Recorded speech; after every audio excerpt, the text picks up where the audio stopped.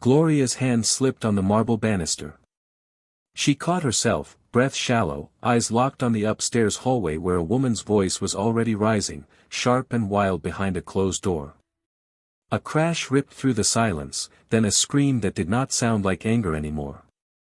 It sounded like someone losing control.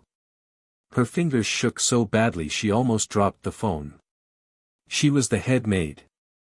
16 years in that house. She knew the rules better than anyone. And tonight she was about to break the biggest one. She scrolled past security, past the driver, past the house manager, and pressed the contact she was never supposed to touch. The call rang once. Twice. Her heart pounded louder than the rain hammering the tall windows. The voice upstairs rose again, words blurred with rage. She could picture it without seeing it, expensive shoes planted on polished wood, a hand lifted, someone smaller cornered with nowhere to run. "Pick up," Gloria whispered. "Please, sir, pick up." On the fourth ring, the line clicked. A familiar male voice answered, flat and controlled. Gloria didn't greet him. She didn't have time for respect or titles.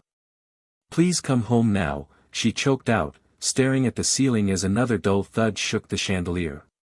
She's going to destroy her. There was no question on the other end. No surprise. Just a silence that felt heavier than shouting. Somewhere far from Chicago, a chair scraped back across a floor. She could hear his breathing change, slow and dangerous. "Before we start, make sure to hit like and subscribe, and really I'm curious, where are you watching from? Drop your country name in the comments. I love seeing how far our stories travel." Gloria pressed her palm to the wall to steady herself. If he came back, everything inside this house would change. The boss had not walked through that front door in months.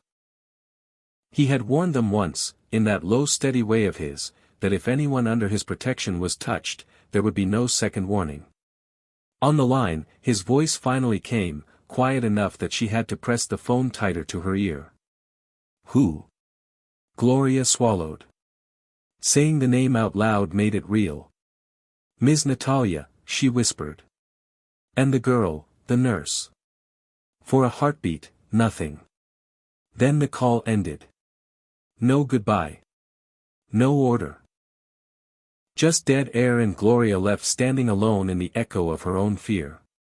Upstairs, another scream tore through the house. Gloria flinched. She had done the unthinkable. Now all she could do was pray that calling him had not just saved one woman, and doomed them all. If you were in Gloria's position, would you risk your entire livelihood to call a man like that, just to protect someone you barely knew? Tell your honest answer in the comments. The front gate security camera flickered in the hallway monitor, still empty, rain streaking across the lens. Somewhere out there, the man everyone in Chicago whispered about was already moving. And if Gloria's call reached him in time, the next person to walk through that door would not be coming home to talk. The glass in front of him shook when his phone lit up. Malik Devereaux didn't look at the stock numbers running across the hotel bar screen, didn't look at the contract on the glossy table. His eyes went straight to the name glowing on the phone. Gloria. She never called. Not for birthdays. Not for holidays. Not when he cut himself off from Chicago and told his people to handle everything without him. That name on his screen was a fire alarm in a quiet room. Malik was supposed to be having a clean meeting. Neutral hotel off the interstate. Safe, boring numbers. A logistics deal he could point to if anyone asked where his money came from. He had built this distance on purpose. No late-night visits to the estate. No sitting at his mother's bedside until he forgot what time it was. No more walking into rooms that went silent. His phone buzzed a second time with a missed call notification, then the voicemail icon. The man across from him kept talking about routes and margins, but the words blurred. Malik lifted a hand. "We're done here," he said, already standing. "Send the revised numbers to my lawyer." In the hallway, he replayed Gloria's message. Her voice cracked in his ear, every word tight with panic. Please come home now. She's going to destroy her. Destroy who? Gloria would never exaggerate. And she had used that word he hated, destroy. He had seen that before. In back rooms. In alleys. In people who thought pain made them powerful. He had cleaned up too many messes to misunderstand. The driver rushed to catch up as Malik stepped out into the rain-lashed parking lot. Boss, where to? Home, Malik said, pulling open the passenger door instead of heading to the back. And I'm driving. His driver hesitated. Malik turned his head just enough for the man to see his eyes. Alone. As the car pulled away from the hotel lights and onto the dark highway, one thought settled like a weight in his chest: he had walked away from that house to stop being the man people feared. Tonight, someone inside his own walls had just called that man back. 3 months earlier, the same iron gates had scared Alara Johnson so much she almost asked the taxi to turn around. The stone pillars rose up like something out of a different life, the kind she only saw on screens while folding laundry in her tiny one-bedroom apartment. She had never even been inside a gated community, let alone a private estate with armed guards. The guard at the booth checked her ID twice, then looked her up and down like he couldn't understand how someone with scuffed shoes and a thrift store coat ended up with a clearance badge. The moment the gates slid open, her stomach flipped. Too late to go back now. Her fingers still smelled faintly of antiseptic from the clinic. Double shifts, night rounds, too many patients and not enough staff. The offer for this job had looked unreal on paper. Live-in nurse for an elderly woman, steady pay, private room, medical bills for her late father finally within reach. People like her didn't say no to chances like that. Inside, the house felt cold and expensive. High ceilings, polished floors that echoed every step. But the old woman in the upstairs bedroom changed everything. Her breathing was shallow, chest rattling with every inhale, fingers twisted with arthritis. The moment Alara slid a hand into hers, the woman's shoulders eased. In that first week, Alara learned the sounds of the house. The low hum of staff in the kitchen. The late-night coughs from her patient's room. The click of the security system every time the main door locked. She stayed up when others went to bed, brewing ginger tea the way her father used to, reading out loud from the same worn book because it made the old woman's eyes soften. Gloria watched all of this from the doorway. Watched how the new nurse never complained, how she quietly fixed small things no one else noticed, how she talked to the old woman like a person and not a task. That was when Gloria first thought, if anyone in this house deserves protection, it's her. Weeks later, when the truth about why Alara had really been hired came back to haunt her, those same gentle nights by the bedside would be the only thing standing between her and a man known for never forgiving betrayal.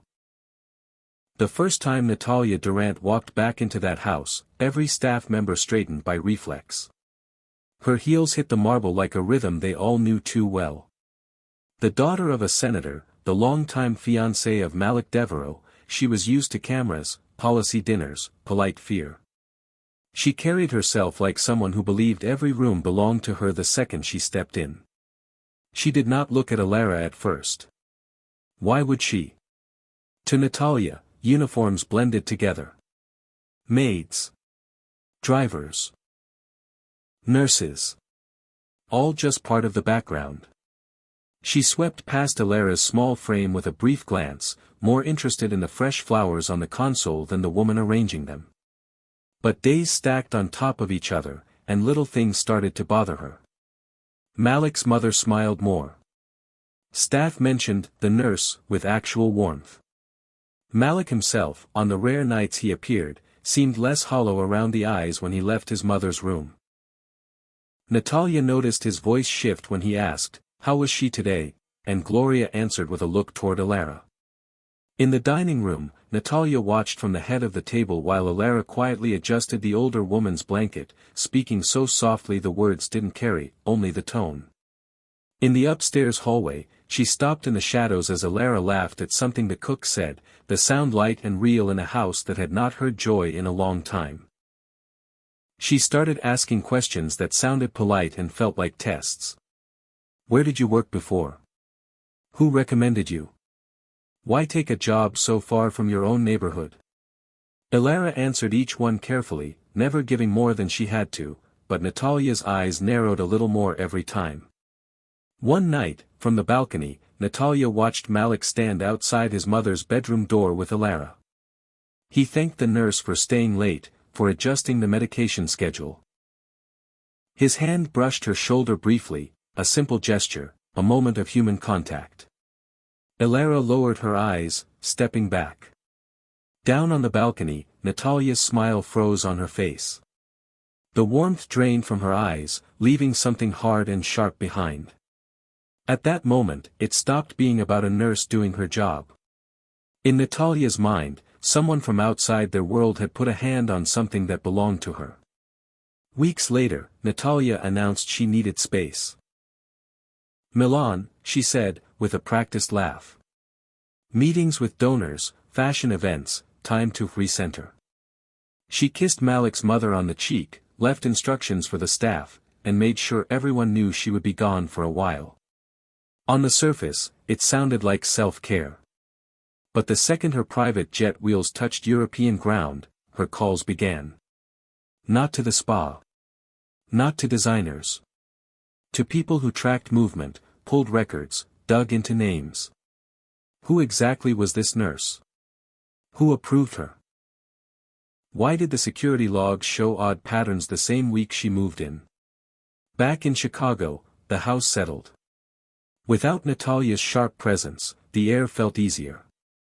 Malik visited more often, sitting longer at his mother's bedside, sometimes listening from the doorway as Alara read. Gloria and Alara shared late-night coffee in the kitchen, talking quietly about nothing and everything, aches, bills, recipes from home. The old woman slept more peacefully. In those quiet nights, Alara thought about telling Malik the truth. About the man who had approached her with a folder and a contract. About the chance job offer that had arrived right when her debt was swallowing her whole. About the instructions to observe, to report any unusual movement, to send files to people she had never seen. Every time she walked down the long hallway to his mother's room, she told herself, "Tonight I'll say it." Then she'd see the way he gently lifted his mother's hand, the way he sat in silence just to listen to her breathe, and the words would dry up. If she told the truth, they could both lose everything. If she stayed quiet, she was sitting on a fuse. On a gray evening, while Alara adjusted the pillows behind Malik's mother, Natalia's name flashed on Gloria's phone. Gloria stepped into the pantry to answer. Static. Airport noise. Natalia's voice, tight. Why isn't anyone picking up the house line? It's been busy up here, ma'am, Gloria said carefully. An announcement blared on Natalia's end. A gate change. She paused. You know what, never mind, she said, voice suddenly calm. Tell them I'm coming home tonight. The line went dead. Gloria stepped back into the hallway, heart sinking. The calm inside that house had never felt more like a glass surface about to crack. If you knew the storm was heading straight for your job, your home, and one innocent person caught in the middle, would you warn the person who started it all, or stay quiet and hope it passes? Headlights cut through the rain as Malik took the curve too fast. The wipers squeaked across the glass, but they couldn't clear the knot in his chest. His phone buzzed in the cup holder, again and again, the same name flashing, Cade, his lieutenant. Malik let it ring. Any second he spent talking was a second someone in his house might be paying for his absence. He pressed harder on the gas.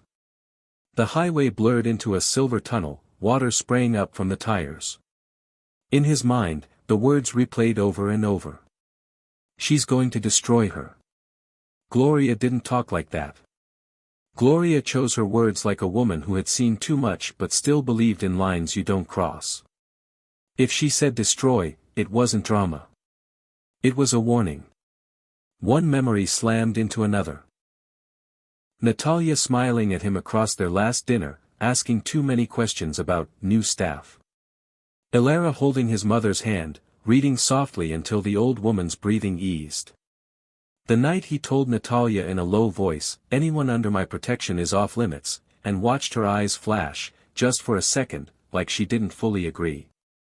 The phone buzzed again. Malik finally snatched it up, hit answer without taking his eyes off the road. "Talk." "Boss, everything looks normal on the outside cameras," Cade said. "But inside, the hallway audio is off. That only happens if someone cuts it or if they're sure I'm not coming home," Malik finished. He hung up before Cade could argue. Speed cameras flashed behind him and he didn't care. Tickets could be paid. Some mistakes could not. 5 minutes later, the estate walls came into view, pale shapes behind a sheet of rain. The gate guard opened fast, too fast, sweat shining on his forehead as Malik rolled through without stopping. The driveway lights reflected off water pooled on the stones. What would you do in his place, knowing you walked away from this life, and now one phone call says the war followed you anyway, turn around, or walk back into the fire you swore you were done with? Malik killed the engine before the car finished rolling. He stepped out into the storm, suit jacket soaking through in seconds. When he reached the front steps, his pace finally slowed. The massive door that was always shut, always locked, stood a few inches open. A thin line of warm light spilled into the wet night. He stared at that gap and knew one thing for sure. Whatever waited on the other side, he would not be walking into a home. He would be walking onto a battlefield. He pushed the door with his palm and it swung inward without a sound. The house, usually humming with low voices and footsteps, felt wrong. No staff in the foyer. No music. Just the drip of rain from his coat and a faint echo from somewhere deeper inside. Then he heard it. A sharp cry, cut off as if someone's mouth had been covered. It came from the main hallway. Malik moved toward it, each step measured but fast, shoes leaving wet prints on the marble. He turned the corner, and stopped. At the far end of the hallway, under the glow of a crystal chandelier, Natalia Durant stood with her arm raised high.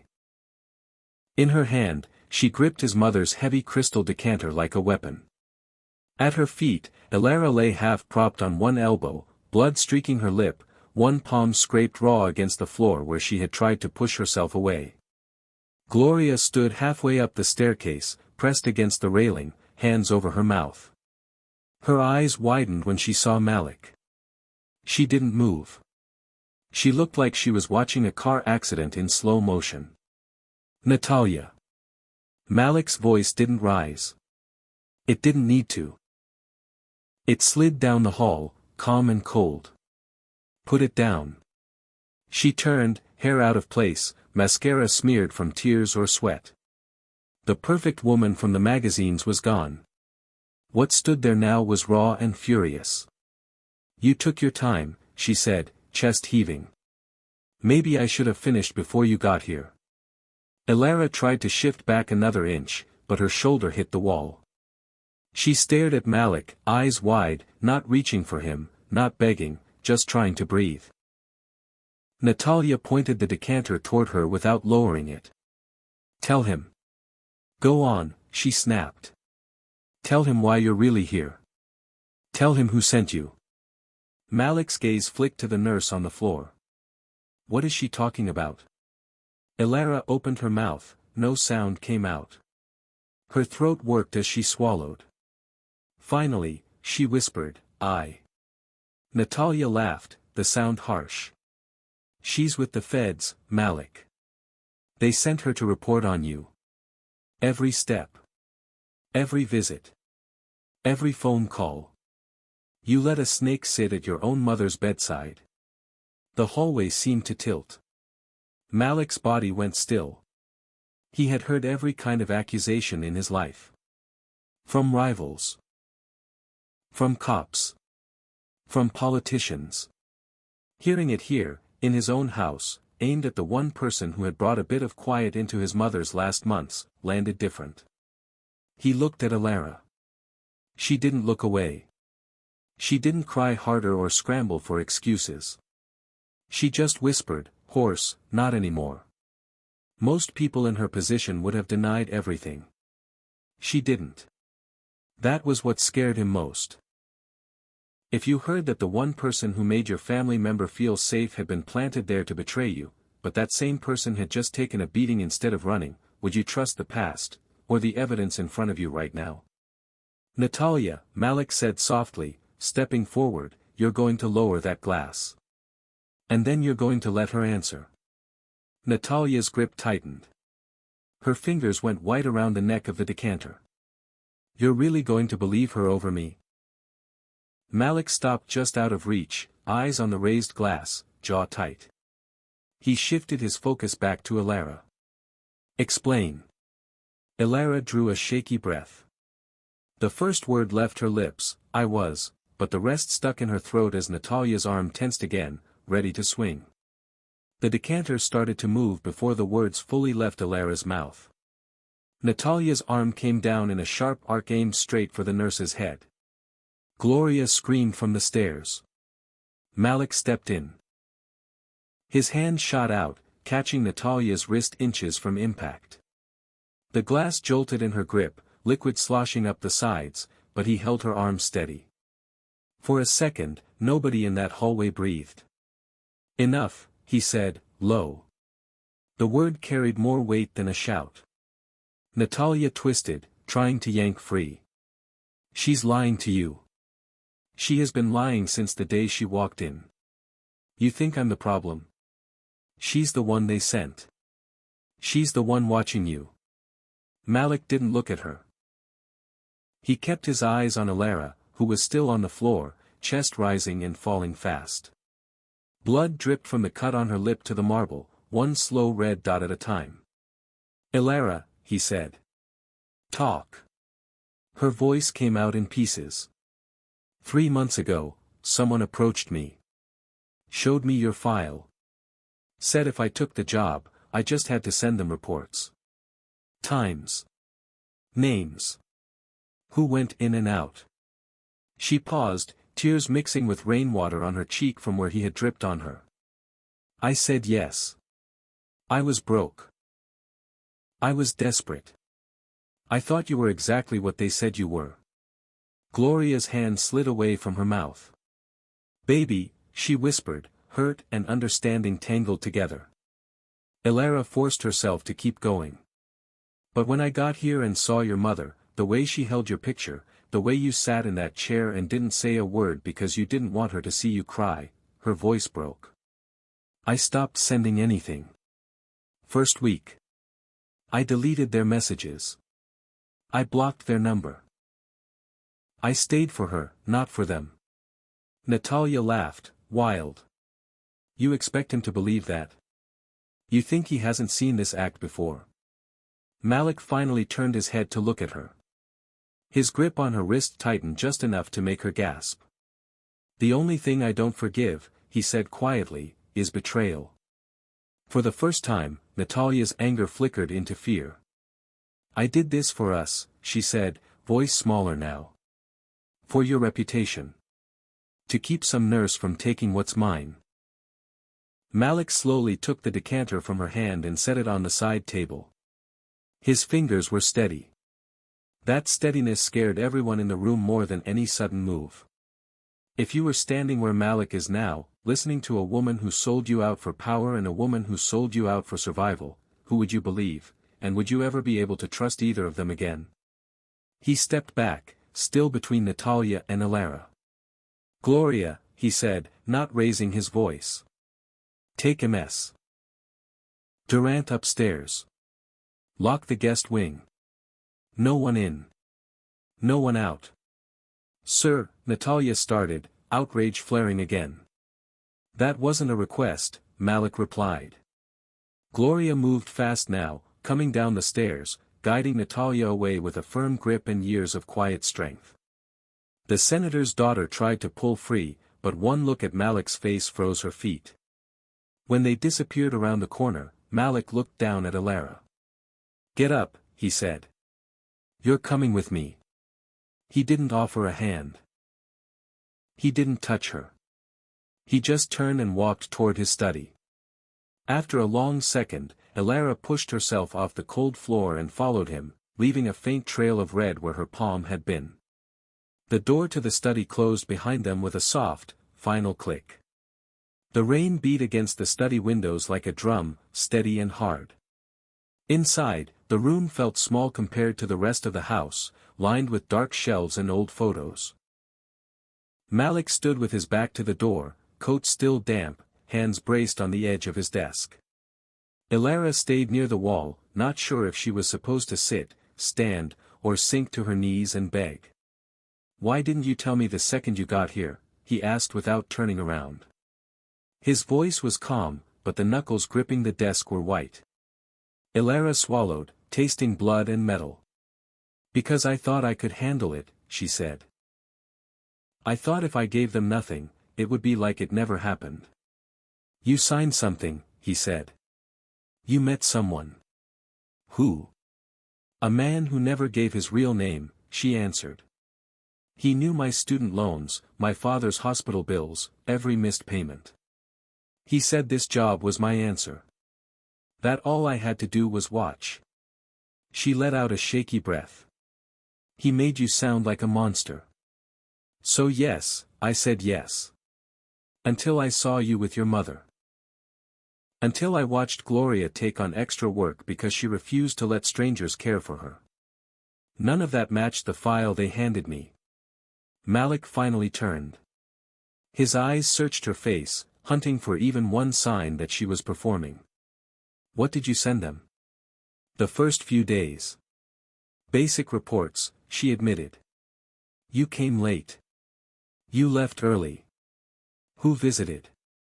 Then I stopped. They kept calling. I told them I couldn't see anything worth their time. After that, I just pretended I was still doing it so they wouldn't come near the house. You understand what happens to people who bring wolves to my door, even if they change their mind halfway," he said. "Yes." Her voice was barely above a whisper. "I'm not asking you to forget what I did. I need you to know I chose your mother over them. Even knowing who you are." For a long time, he didn't answer. The only sound was the rain and the ticking of the old clock on the shelf. Malik watched her shoulders shake as she tried not to cry. He noticed how she kept pressure on the cut on her hand with a napkin she had grabbed from the hallway. Pain flickered across her face, but she didn't complain. If this were your life, and someone admitted they once held a knife over your back but threw it away before they could stab, would that change how sharp the blade felt, or only how deep you decided to cut back? Malik straightened. Some of the tension in his shoulders shifted into something else, resolve. "From now on," he said, "I decide who destroys who." Alara frowned, confused. "What does that mean?" "It means I will deal with the man who sent you. And with Natalia. And with every camera pointed at my house right now, waiting for a scandal," he said. He reached for his phone. "You are not walking out of here tonight. That would be a death sentence. You may have started this as their eyes, but you are under my protection now, and that comes with rules." He dialed a number from memory. When the other end picked up, his tone shifted to business. "It's me." "No, she's alive. Kept quiet when she had the chance to cash out. I want a relocation arranged for one person tonight and a quiet exit plan prepared for another. No press. No police. Handle it." He hung up and finally moved closer to Alara. He didn't touch her. He just looked her in the eye. "You wanted out of your old life so badly you were willing to sell information," he said. "Now you're going to see what it costs to walk away from both sides." By the time the first set of black sedans rolled through the iron gates, Gloria was peeking through a slit in the curtain. Alara, sitting on the edge of a leather chair in the study, watched Malik's jaw tighten as he listened to a quiet update in his ear. Nothing in his calm face told her whether he had just ordered someone's peace, or someone's end. Morning brought a strange kind of quiet. The rain had stopped, leaving the driveway slick and shining under a dull gray sky. Staff moved through the house with hushed voices, as if raising the volume might call last night back. Natalia's room door stood open. The bed was neatly made. Her luggage was gone. On the kitchen counter, her favorite mug sat clean and dry in the rack. No one could say when, exactly, she had left. Only that a car had pulled up before dawn, and by the time the coffee brewed, the senator's daughter was no longer in the guest wing. The story that reached the outside world was simple: a rushed departure, a scandal simmering in her own political circle, an urgent need to step back from public life. Reporters circled the senator, not the man in the estate. Inside those walls, everyone understood that Malik had removed a permanent problem without leaving a stain where anyone could see it. Ilara stayed. Not as a prisoner, not as a guest, but as something in between. The security team's eyes shifted when she walked by. Where there had been suspicion, there was now a kind of respect edged with warning. She was under the boss's protection. That meant no one touched her. That also meant any mistake would cost more than just a job. Gloria brought her breakfast to the small sitting room off the study instead of the staff kitchen. "Eat," she said, pushing the tray closer. "You can't help her," she nodded toward Malik's mother's room, "if you fall over." There was hurt in Gloria's eyes, but there was also a choice. She had decided Ilara's actions after she arrived mattered more than the ones before.